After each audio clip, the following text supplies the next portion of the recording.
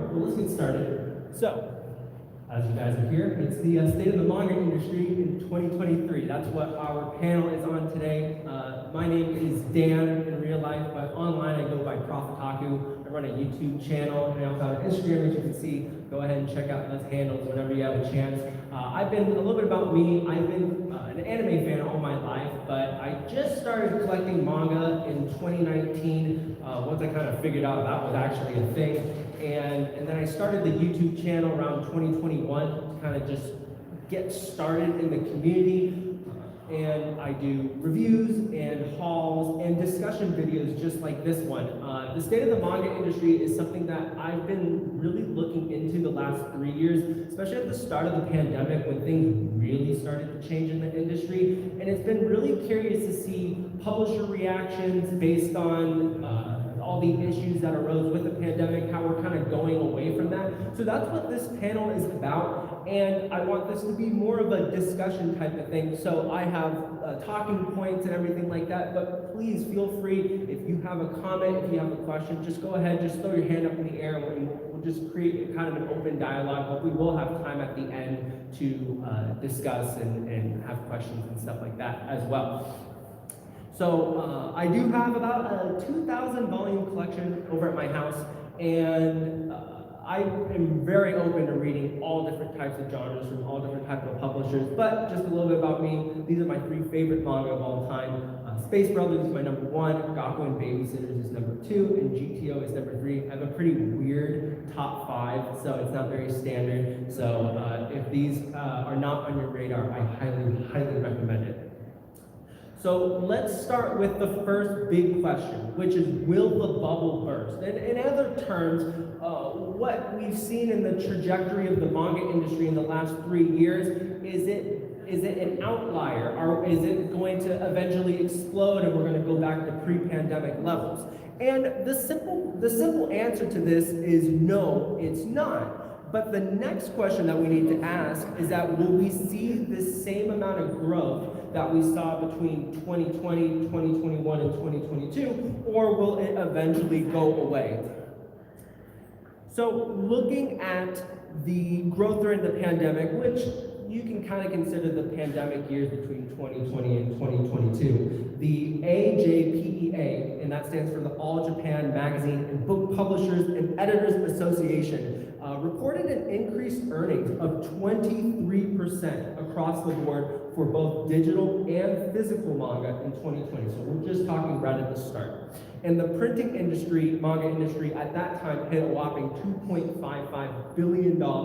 And surprisingly, the digital sales of manga rose to $3.22 billion. So I guess just a general question for you guys, who here is an exclusive physical manga reader? Raise your hand. Oh, interesting. Okay, who here reads only digital manga? Wow, interesting. Okay, and then who here reads both of them? Okay, very interesting. Who here reads scans? Couple people, and hey, no judgment here. Look, if you read scans, no problem. I have to read scans for some of my favorite series too. Okay, very interesting, because especially as a manga tuber in the physical manga community, a lot of my friends are physical manga collectors. So it's really cool to see that a lot of you guys are digital. So continuing on, in 2021, moving on a year, ICV2 reported manga sales in the US doubled. So this is at the height of the pandemic. We've got the stimulus checks coming. So there was a 160% increase in manga sales in 2021 compared to 2020. And that totaled 24.4 million sold manga units. And then in 2022, now we moved on another year, the graphic novel and manga industry slowed way down, but in terms of the stability of sales, it stayed pretty consistent. We were looking at about a 1.8% increase. So it stayed up, but it's not increasing anymore. However, looking at the state of the manga industry in 2023, where are we at now? And according to NPD Bookscan, the timeline of right now, so right now in March, compared to last year, manga is the biggest contributor to the unit sale decrease of graphic novels. So we've actually lost about 13% of manga sales compared to last year in the same time frame. It's really, really interesting. But another thing to note is that the French manga industry and other manga industries around the world have also experienced this growth. The French manga industry is really, really interesting because they are actually more prominent than us here in the US. In 2021, they created this thing called the Culture Pass, which is where they gave 300 euros to every 18-year-old in France. And that allowed them to buy cultural things, go to museums, go to concerts, get books, get movies. But actually, they created a whole new generation of weebs because it started being called the Manga Pass because a bunch of people just started buying manga. And now the French manga industry is absolutely insane, and we can contribute that to this Culture Pass. It would be nice to see something like that in America, but I'd love to see free manga. So we have some interesting interview tidbits. So this is Viz President Kevin Hamrick.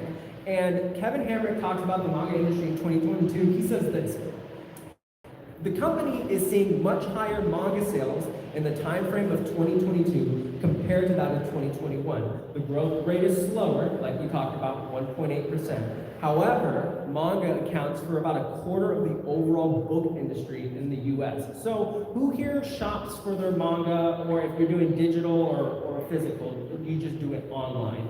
Who looks for their stuff online? Okay, who goes to a physical bookstore and looks? Great, yeah, the majority of us, right? What would you say how much has your bookstore, your local bookstore, changed in the last 2 years? For me personally, my bookstore has gained at least 6 or 7 shelves of manga. It's really, really insane. And then I asked the cashiers in the store manager, I said, what is your percentage of overall sales? They said about 50% of their sales for the bookstore is manga. So anybody want to throw out how much has their bookstore expanded in the last 6 or 7, or in the last 3 or 4 years? Double in size? Yeah, for sure. Yeah. Yeah, so as we can see, huge expansion in the physical manga realm. So let's take a look at anime for a second, because this anime is a huge player in how anime streaming has really kind of revolutionized how we started to get more people into manga and anime. So anime is a huge player when it comes to expanding the manga industry. We've got High Dive Anime, and now we have Disney Plus. So we're gaining in these small hitters, or what we assumed were going to be small hitters in the game, because back in the day, well, we still have Crunchyroll, we don't have Funimation anymore, but those were the heavy hitters, and Netflix relatively. But now we're seeing High Dive and Disney Plus get these major licenses. Think Eminence and Shadow, Summertime Rendering, and that is starting to expose a more general population to anime. And so Kohei Obara, and he's Netflix's anime creative director, this is really fascinating and a direct contributor to why manga has expanded in just a general sense. So he says, anime is one of the cornerstones of our investment in Japan, watched by nearly 90% of our members. So think about that, in just the entire world, all those members, we got 90% of them at least watched one anime episode. And then at the same time, interest in anime has grown worldwide. More than half of our members globally tuned in last year. So it's really, really fascinating. Grandview Research says that the anime industry is set to exponentially grow in the 2020s. They did kind of a prediction map up till 2029, and they said that the global anime market was valued at $24.8 billion, and it's expected to grow at about 9.7% every single year throughout the 2020s. So as we can see, it will be interesting to see how the growth in this early part of the 2020s is going to dictate what kind of growth we're going to see later on. As technology becomes more apparent, it will also be interesting to see what kind of digital platforms really soar. Does anybody read off of Shonen Jump app, for example? Anybody read off of a digital app when they do manga? Okay, a few of us do. So one of the predictions that I have in the manga industry is that we're going to see the same concept that we have with anime streaming. We're going to start seeing that with manga as well. You can call it manga streaming if you will. Webtoons. Who here reads webtoons? Manga. Yeah, tons of us do, right? I was like super against it. I was like a manga like purist. I was like, I'm not, Korean manga is like not a thing. And then I read The Horizon was the first manga that I read, and it blew my mind. And I think that the anime streaming industry is going to really influence how manga takes off in the 2020s. We're going to see a lot more streaming services for manga come up. We already have the Shonen Jump app.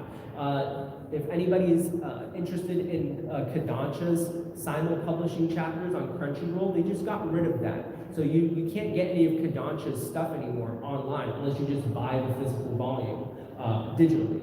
However, they have stated that there may be something in the works in the future for a streaming manga service very similar to Shonen Jump app. Square Enix just did this with Dress Up Darling. Now, huge controversy there because they censored all of the stuff in Dress Up Darling, but that's a debate for another time. But as we can see, we were seeing manga publishers do the Shonen Jump app in the webtoon kind of formula, and it will be interesting to see how that initial investment makes the general population want to go into manga. So let's keep going here. So let's talk about the printing industry. So Kevin Hamrick says here, our fill rate in terms of the stocking issues are just as good as before COVID now, we're talking in 2023. They're printing a lot more books, and there's just not this crazy mad dash to find everything on day one. So think about what were some series that were really difficult for you to find during the pandemic? Say that again? Yeah, Demon Slayer, Anybody else? Say that again? Full Metal Alchemist, yeah. Anything? My Hero, yeah. So think about your like really popular Shonen Jump manga. My Hero, Chainsaw Man, Demon Slayer, even Hell's Paradise, for example, was something really difficult to find. And as we saw the demand of manga increase exponentially, obviously, but then we saw the printing industry really struggle to catch up, which is what this next section is all going to be about. So, what can we conclude about just the general scope of the manga industry between 2020 and 2023? So, for me personally, we can assume that that year 2021 was just a major outlier. I don't think we're going to see that ever again because of the way that the economy is stabilizing. Obviously, now we have a problem with inflation.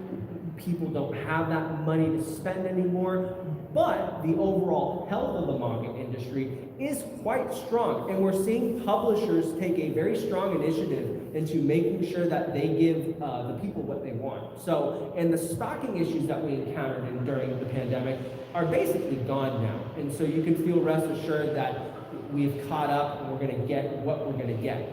All right. So next, we're going to talk about the printing industry.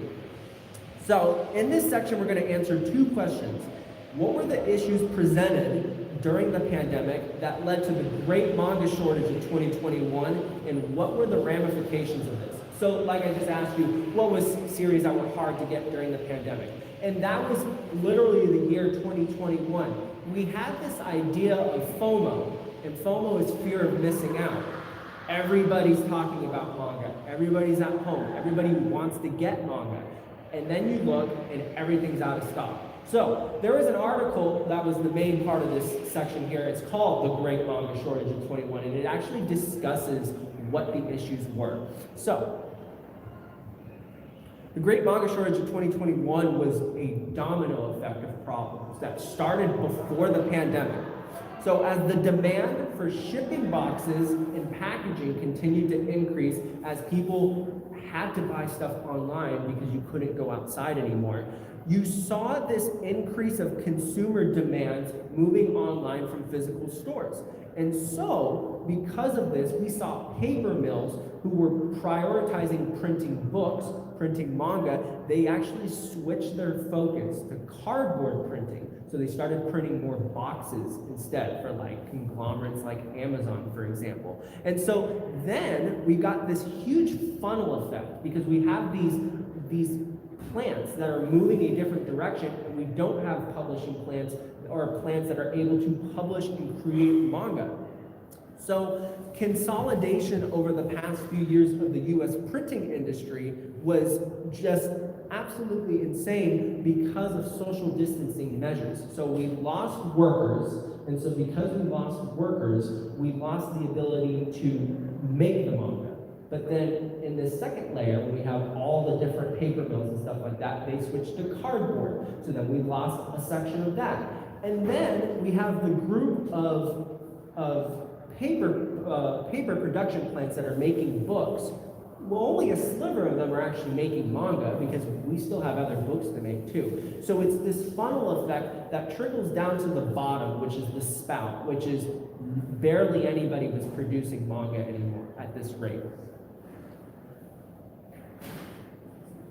So here's a quote here that was really interesting. They just talk about some of the different problems that we have. There's a paper shortage, there's a pallet shortage, there's a carton shortage, employee shortage, truck driver shortage, container shortage, shipping and port issues that cause books that were printed overseas to have a lot of problems. And so they are saying, even now in 2023, that we're still going to see these supply chain issues even in 2024 and 2025 because we lost a lot of the workforce. And so, yes, it's getting better.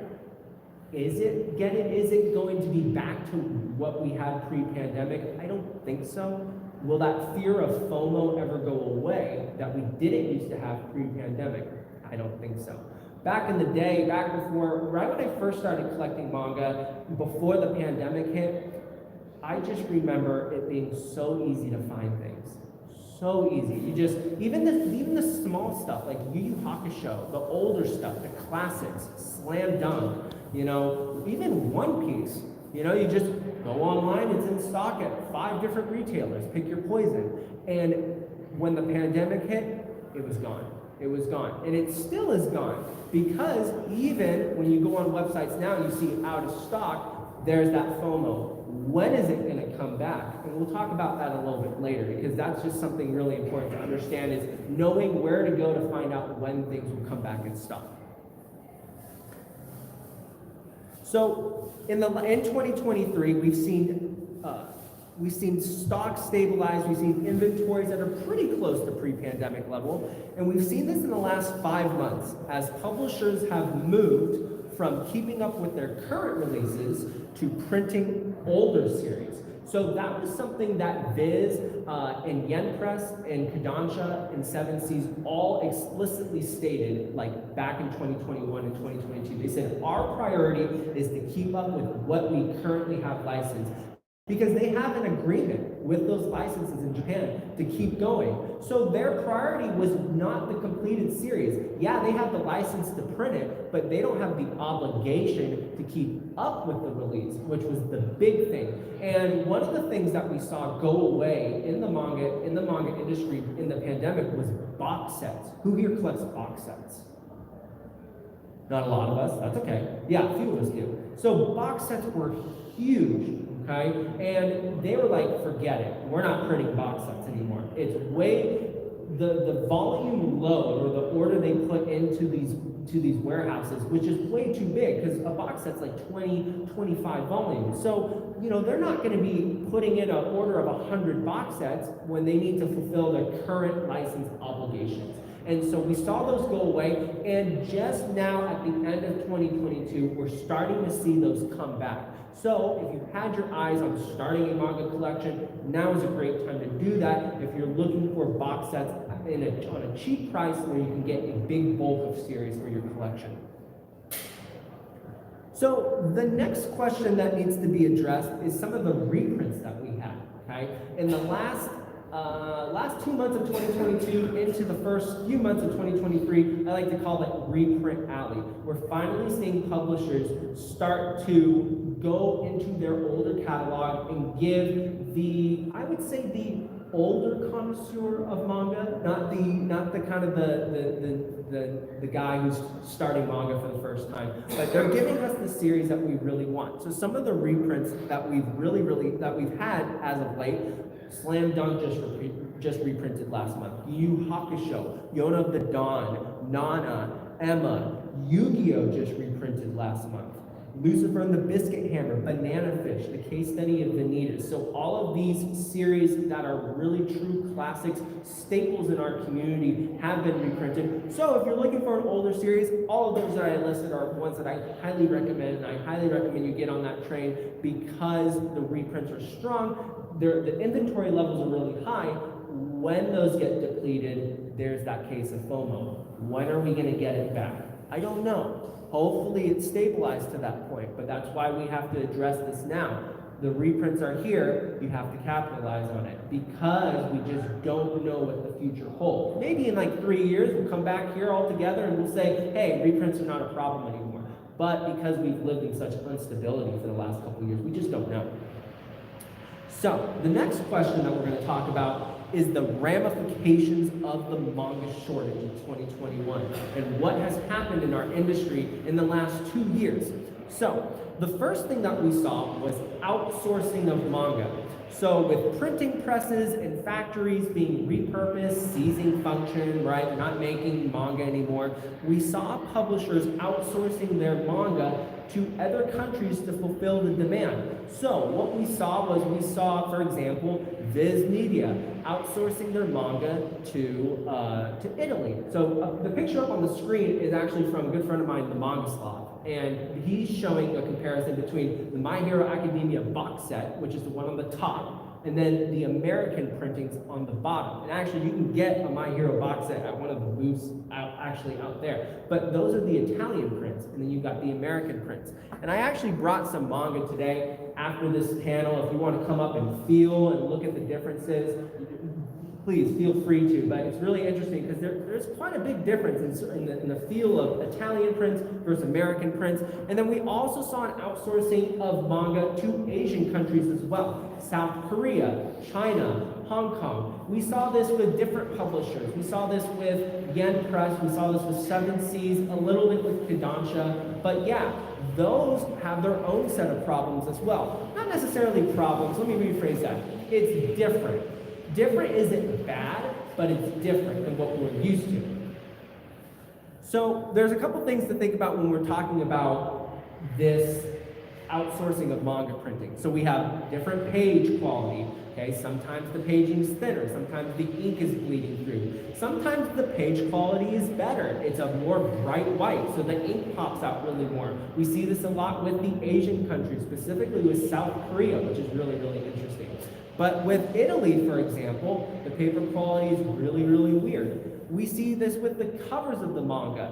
Is it really stiff like cardboard, or is it floppy like the American and Canadian versions?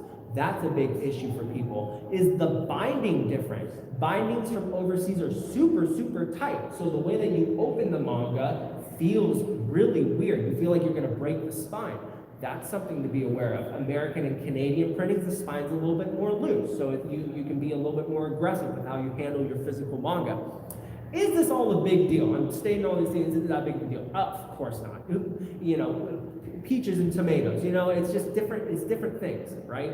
So some person might like the Asian printings, the Italian printings, because they're thinner. You get more real estate, right? That's like the biggest problem with physical manga collecting, is making sure that we have enough space. I literally can only rent a 2-bedroom apartment because the second bedroom, which is my master bedroom, I have to live in the smaller bedroom because the master bedroom of my apartment is literally just a manga cave. It's just shelves upon shelves. And eventually I'll outgrow that. I'm gonna have to move into a 3-bedroom at some point, right? It's just the struggle we deal with. So some people actually really like this.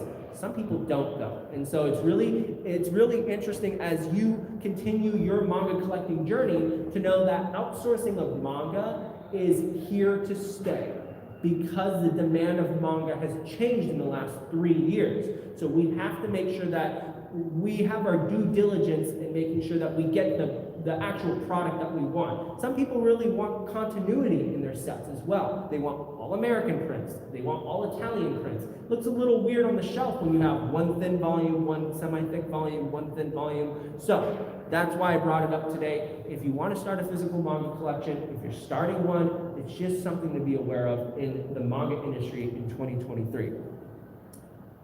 So looking at the future, we've got the Chainsaw Man box set being published this fall. The Promised Neverland box set's going to be released this fall. Will those be printed in Italy? 99% chance, yes, they will. Because they are popular Shonen Jump series, and that's what Viz tends to do. We saw that with the My Hero Academia box set. But when we look at these publishers and how they're reprinting older series, like Yen Press with Emma, or Yu Yu Hakusho, or Nana, for example, big Shoujo Beat title. These older series are being reprinted with American and Canadian printers. The question is, why is that? Well, the answer is because those series appeal more to the classic manga connoisseur, somebody who's been in the game for a while, so they want to make sure that they print on printers that those people are accustomed to. That's why they've been doing it. And so, as you continue your manga journey, older series may gravitate towards those printers, and newer series may gravitate towards the overseas printers. Another ramification of the manga shortage is counterfeit manga. This is a big thing that's been happening in the last year, okay? Now, do we see this a lot in America? No, on a retailer side. Yes, on the secondary market. So today we're going to talk about two things to look out for to help you understand what's counterfeit manga, what's real manga. Now, what's in counterfeit manga? Counterfeit manga is when they take the scans, rough fan translations, and they just like get their phone and use Cam Scanner or something and scan the pages digitally, and then they print it. Then they go ahead and print it. And those are from the Japanese raw scans of the manga. They don't just take the English ones. And so what do we see in this counterfeit manga? So the first player of counterfeit manga is from Malaysia, and it comes from TR Media. And so this is a company that takes English scans and puts it under their label. In terms of quality, the pages are thinner, the printing is usually very faded, so you're not seeing a very dominant black ink, you're seeing like a grayish ink. And there is a very obvious TR Media label on the TR Media logo on the spine. That's really easy for us to spot. However, for the new manga collector or maybe grandma or mom is buying manga for the child for Christmas, they don't know. They type in Chainsaw Man on eBay or Facebook, boom, TR Media is the first thing that you're going to see. I can't tell you the horror stories I've seen on Reddit and on my YouTube channel, people just buying it without knowing that it was from TR Media. So if we can be educated as a community, we can help new people who want to get into community understand what's safe and what's not safe in terms of buying manga, because there's nothing worse than buying a counterfeit manga. And usually they cost the exact same as an official released manga from a US publisher. So yeah, definitely be aware of that. And then the next thing that's just been happening in the last 2 months, so this is new for 2023, is counterfeit manga from India. Okay, so counterfeit manga is from India is pretty difficult to spot, but this picture here on the right is what I found off of Reddit.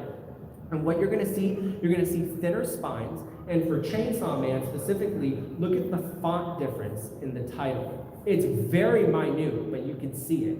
You're also going to see a weird discoloration on the spine. It's like if they put a filter on the color and it like puts something like a weird filter on it. Then you're going to also see that. They are going to use the Viz Media label and the Shonen Jump label. So that's the tricky thing. What is real, what's not? So you got to look inside of that cover and see where it was published from. And that's how you're going to know that it's from India or if it's from somewhere else. Now, you're never going to, like I said, you'll never see this for an English retailer. If you buy from Barnes & Noble, if you buy from Simon & Schuster, Penguin Random House, Right Stuff Anime, you won't get Indian manga. You will only see this on Amazon third party. This is important because Amazon third party, they don't filter anything. Anybody can sell anything. Amazon third party, eBay, Facebook Marketplace. So don't fall for the Indian manga trap, because now we're starting to see it become very prevalent in our industry right now. So the last ramification from the great manga shortage was the scalping of in-print manga. So there's a big difference between out of stock and out of print. Out of stock is manga that is out of stock, but on publisher websites, they're expecting more to come. So for example, Chainsaw Man 5 is out of stock. If you go on Right Stuff Anime, it'll say out of stock, expecting more. No worries, you're good to go. Out of print is when a manga publisher, Yen Press, Viz, Kodansha, 7 Seas, tells the publishers in America, tells the sellers in America, we are not printing this anymore. It's over. That's when it's out of print, and you can't expect them to be printing more volumes of this. Can a manga that's out of print come back in stock? Oh yeah, of course. We just saw this recently with Emma and Kurosagi Corp's Delivery Service and Psychopaths, the manga from Dark Horse. You know, we're seeing these mangas start to come back in print, which is super promising. But for the most part, there's a big distinction between out of print and out of stock. So what we saw during the pandemic was a scalping of out of stock manga. So people saying online that manga that was currently being licensed, like Chainsaw Man, and they would post on Mercari or eBay saying that these series are out of print, super rare, big red flags, and selling these out of stock manga for like 5-6 times the retail price. I remember in 2021, 3 volumes of Chainsaw Man sold for $300 on eBay.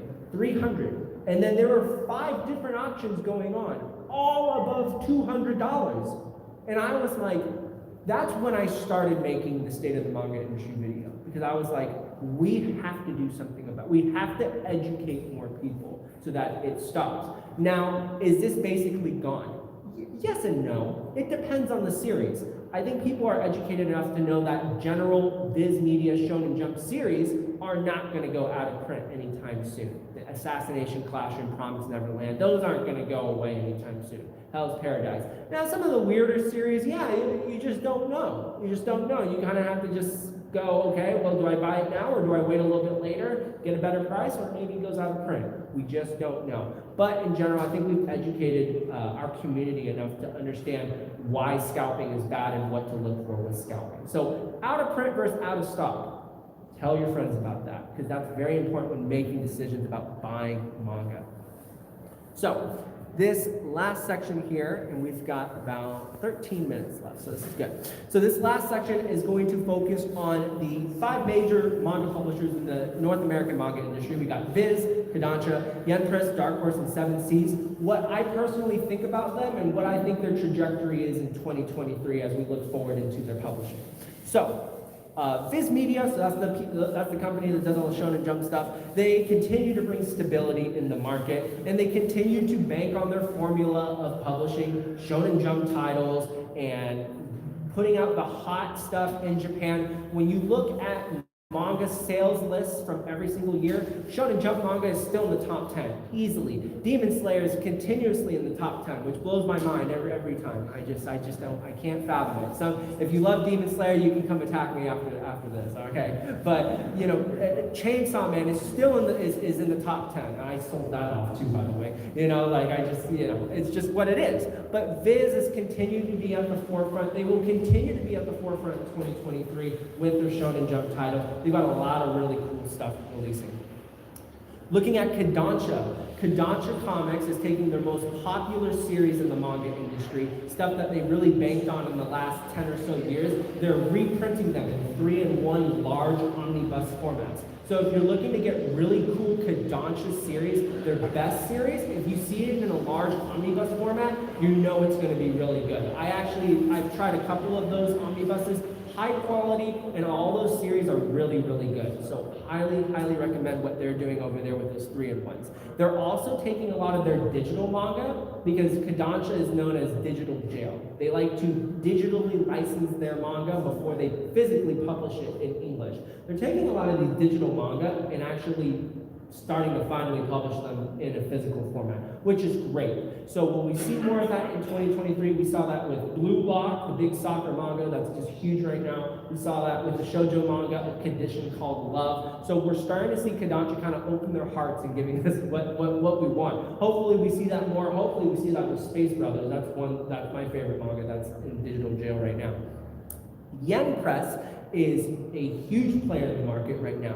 They just, for those of you who are big Webtoons fans, who are looking to get your favorite Webtoon in a physical form, Yen Press just released at the end of 22 their new branch called Ize Press, and that's their manhwa branch. So they're physically publishing manhwa now. So Villains Are Destined to Die, a business proposal is coming this spring. The Horizon is coming this spring. What did I just read the other day? The Remarried Empress I just read the other day, which was oh man, that mistress, oh I hate her, she's awful. I was screaming at my house when I was reading that. But everyone's, no, Remarried Empress, she's terrible. Good, I'm glad we can all agree on something. But Yen Press is going to create a monopoly in the manhwa game. They are the only publisher other than 7 Seas that's doing manhwa publications. But what sets Yen Press apart is that they're going for licenses that are legit. They are listening to the community. They know what's good and what's not good. And so their spring releases are lights out. It's really, really cool to see. I have a personal connection with Yen Press because I'm sponsored with them, but it's not a sponsorship where I'm like brown-nosing them. It's more of a sponsorship like they are my favorite manga publisher and they do great work. And so if you are into manhwa, highly recommend it. Yes, it's expensive. It's like $20 a volume for retail. You can find it online for cheaper. But it's a good quality release, and we should support that. Because if you are into Korean manhwa, that's going to be a big player in the 2020s for manga industry stuff, because we're starting to see that more often. 7 Seas. 7 Seas, if you guys don't know what 7 Seas is, they're kind of a smaller manga publishing company, but they love to play Russian roulette with their manga publishing titles. They publish weird stuff. They're the ones that publish all the isekai stuff, like Reborn in the Dungeon. I started cooking with the campfire, and then the girl gave me some cake and blah, blah, blah, you know, the long stuff. And so you get stuff like that, and then you get Tokyo Revengers, which is just like, okay, like what is going on here? So 7 Seas is that type of manga publisher. Now, if you guys don't know, if you are reading digital manga and you would love to see a physical print of your favorite digital manga, 7 Seas does a reader survey every month. You can request, they ask the community, what do you want to see in print? And you can tell them what you want. And so that's great. I do it every month. I tell them, please print Space Brothers, Gaku and Babysitters. Like, I just tell them all my favorites. So I highly recommend you do that. Yeah, 7 Seas continues to be they just do the same formula. They just release as many things as they can, and hopefully something sticks, right? So that's kind of, I don't know how they stay in business, but they do. So it blows my mind. And then we have Dark Horse. Dark Horse is really, really cool right now, if you guys haven't been keeping up with Dark Horse. They are, they're kind of split half and half. They're in the manga game with Berserk and Trigun and Gantz and Hellsing. And then they're also huge in the graphic novel game as well. However, their manga stuff has been really, really cool lately, their manga moves. They just started reprinting all of their out-of-print series, and they've also started to continue publishing series that they had discontinued. For example, Kurosagi Court's Delivery Service ended at 13 volumes. It got discontinued, and now they're printing the rest of the series. Psycho Pass is a 6-volume series, and it got discontinued after the 5th volume. It got discontinued after the 4th volume. They didn't print the last 2. They just started. They reprinted the first 4, and now they're going to finish out the series. Because they did this, because Dark Horse was actually in financial instability in 2016, and so that's when they started cutting off all of their manga stuff. They were like, we can't keep doing this. And now they're financially stable again, which is why they're starting to publish this stuff. So if you're looking for darker stuff, super edgy, kind of adult themed kind of manga, not not adult themed, but you know what I'm talking about. Not the H word. But so I highly recommend Dark Horse. They're doing some really cool things, and I think hopefully, cross my fingers, we'll see a Trigun reprint with a hardcover. I think we're going to see that very, very soon. To conclude this panel, so the manga industry has changed so much in the last 3 years. We've got FOMO, we've got reprints, we have scalping, we have outsourcing. These are things that we didn't necessarily need to consider pre-2020, but this is the world we live in now. And so the more we can be educated into how the industry is moving, the better we can make decisions and when to buy things, how to buy things, where to find the best price. And so always check Right Stuff Anime, always check Barnes & Noble to see when things are going to come back in print or in stock. Great places to go. Make sure that you're always buying from American retailers so that you know you're not getting counterfeit manga. And just make sure that when you're bringing new people into the manga community, just make sure they know that this is a thing. This is now a thing we have to be concerned about in the manga industry. But there's a lot of hope in the manga industry too. A lot of things have changed in the popularity. Manga and anime are now mainstream. I'm not ashamed to tell people that I like manga and anime anymore, because most of the time, Bob also watched blah, blah, blah, you know? And like, Bob doesn't look like a person who would watch anime, but he does, right? It's becoming mainstream. It's becoming popular. Publishers are really invested into the physical manga community. We should be really happy about that, but we should also be aware of what we should expect with the manga industry moving in the future. So I hope you guys enjoyed that. If you'd like to check out more information on the manga industry, I did 3 videos of it on my channel. I also have other stuff. So I will open it up right now. We've got about 5 minutes for any sort of questions or comments or anything like that. Yeah? So you mentioned Demon Slayer earlier. So what's the deal with that and how you think it's controversial?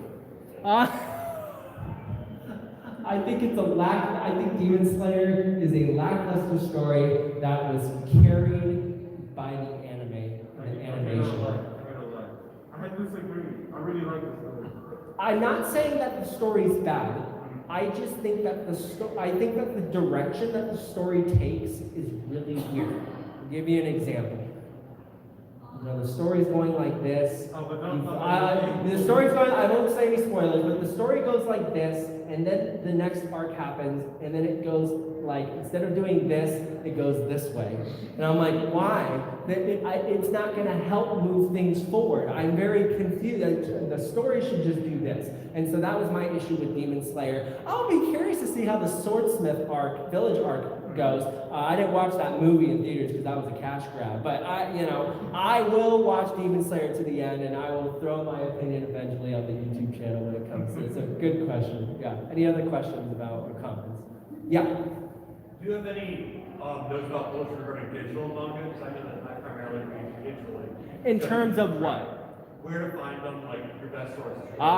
Okay. So the best places to find digital manga, if you are looking to get, like legitimate PDFs of it, the only place that I know is Humble Bundle. When they release Humble Bundles of manga, that's the only place where I know where you can get a physical PDF that you can save onto your computer. Other places where I have bought manga personally is My Anime List and Bookwalker. So I bought digital manga from there, and you can just read it on their site, but it's your copy, but you read it on their site. If you're looking for streaming services, Crunchyroll still streams manga, so if you have a Crunchyroll account, you can read digital manga there. Shonen Jump app, it's only $3 a month, super cheap. I'm assuming Kodansha is going to come out with something very soon. But that's really it in terms of just, and then there's one other one that does a simulpub thing. I can't remember the name off the top of my head, but they do a simulpub thing with Japan. But yeah, in terms of just streaming stuff for on the cheap, nothing big yet, but expect more in the future. But yeah, Bookwalker and My Anime List and Humble Bundle are what I look at for digital manga. Yeah. Oh, for sure. Yeah. Oh, gotcha. Yeah. And then I just read scans. If you're looking to read scans, I read from Manga Lot and Mangalo is what I have found is safe. No viruses on the computer. You'll get the pop-up ad or whatever. Don't click on the pop-up ad, but just ignore it and you'll be okay. So, yeah. Any other questions?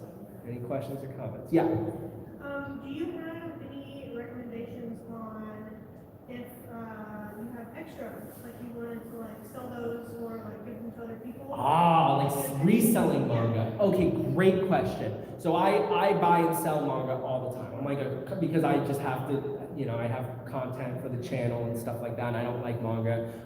So I mainly sell on Manga Swap on Reddit. So that's where I sell. I also sell on Mercari because that's starting to become really popular with selling manga, and it's pretty safe. I've sold a little bit on eBay. I haven't had any problems there. But mainly, personally for me now, I just sell on my Instagram because I have enough followers where I can post what I'm gonna sell and people buy it. And so, but in terms of like, if I need to sell, after Instagram, my go-to is Manga Swap on Reddit, the subreddit, Manga Swap. Very safe place to buy and sell stuff. Only use PayPal goods and services is a required rule. It's a very, actually I know the owner of Manga Swap. He and I are like really good friends, and he's like the one who like coded the entire thing. So like, he's like great. So yeah, highly recommend that for a place to buy and sell. Yeah. What's your YouTube channel? Profitaku is my YouTube channel. So I'll go back to getting here. So that's where you can find it. Yeah. And I live here in Mississippi, but I'm like the only manga tuber who lives here, so I don't have any of my manga tube friends that I can go say hi to. So, any other questions? Great. This is great. Great questions. Okay, if you have any other questions or if something comes up, feel free to message me on Instagram. I'm happy to talk after. You want to take a look at the different editions. I got 2 American prints, 1 Italian print, 1 South Korean print. If you want to feel what those manga feel like. Other than that, have a great rest of your con. Thanks for coming today.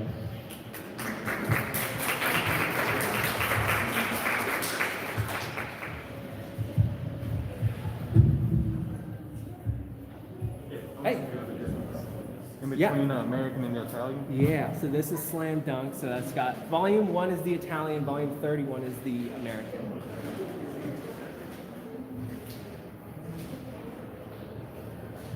Oh, you said 31 is the Italian, right? 31 is the American. The big thing for me is the cover and the binding. Yeah, one of the things I noticed was, like I felt like if you click on the other, on the Italian print, they didn't really keep the placement of the Viz logo. Yes, that was. Oh, and you know what? I even forgot to say that. The continuity of the logo, because the spine is smaller, so like they didn't adjust the ratio of the picture, so there's bleed over into the. It's really annoying. Now the Slam Dunk reprints actually are not too bad, but there's like other ones, like the Chainsaw Man ones. Oh, they look terrible. Yeah. So. The Italian ones feel similar to the German ones. Oh yeah. Yeah. My dad, I was missing this one manga, and my dad was like, "Oh, I found it for you," and he bought it for me. And I was all excited, and I opened it, and it was German. And I was like, "Okay, well." Oh, just in the German language. Oh, yes. I was like, "Dad, how did you acquire this? Like, where did this come from?" He's like, "There, like nowhere on where he bought it said that it wasn't in English. Like, it never said it was the German." Well, and that's crazy now, because once you see manga that goes out of stock in English, and then like you go on like A-Books or like those kind of second-party websites, they'll list that manga when you type in like Slam Dunk Volume 8 English. It will show Volume 8, but they won't tell you it's in German. Yes. They'll list it in the English subbase, and so then you buy it. Yeah, it's and I'm so like, that okay, you know what? I didn't even think about talking about that, but that is a very good point. Like my dad was like, nowhere, like even like in the checkout, in the listing, does it not say it's not English? Right. So I thought it was English. Yeah, it's insane now. So it's a very. It's a fun time. It's a fun time. It's like hoping that you're spending your money right and you're not getting screwed over. So yeah. Oh, thank you. I got it from Hot Topic. So if you guys like it, it was like only like $15 or whatever. So. Huh? Which one is the Korean? This is the Korean print. So this one is the American, and then this one is the Korean print. Thank you. Yeah. Yeah, and so you can definitely feel the American print super floppy, and then the Korean print, like those Asian prints are really tight. And there's nothing wrong with the Korean prints. Actually, the Korean prints actually have pretty good quality pages and stuff like that. Some of them are like bright white, but it just depends on like how you like your manga.